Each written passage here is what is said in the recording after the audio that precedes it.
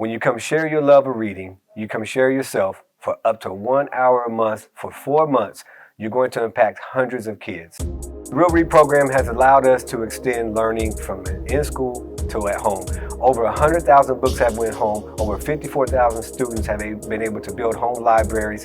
And these libraries are not just any book. The books are inclusive and diverse. I think it's important to read books that have color diversity, because when reading books that have color diversity, for me, it's just more relatable. It's important for the students to understand different perspectives and to open their worldview.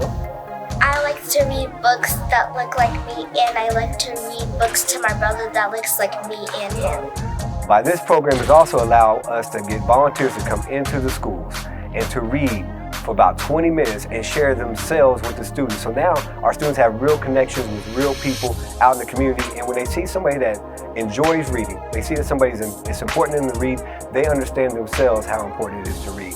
I think this program, REALRead, it's important for our students, not only because it helps to promote the love to read and to see mentors reading to them, also parents, community partners getting together to help kids to grow their skills in reading. It's important to read to kids because I need to give back to my community and help out another kid in need. I want to share a personal story that I did when I went to read with some kids, right? So late Manny Kolk, he had this class that he adopted to read to.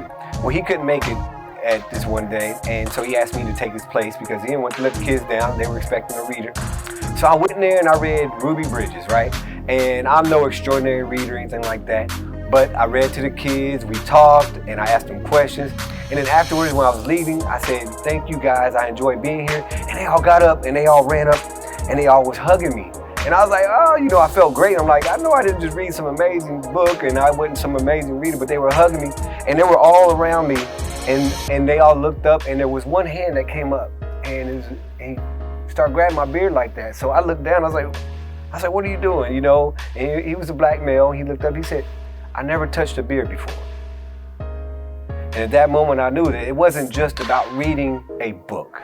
It wasn't just about going there and saying some words on a page. It was about being present, being there, being around them. You don't know whose life you change. It might be your own life, but for up to 1 hour a month for 4 months, all of us can make a difference. All of us can go into a classroom, share yourself, share who you are. You don't know what the students are going to get out of it. But what I do know is that they appreciated me, I appreciated them, and I knew that this program had to be successful. It had to work.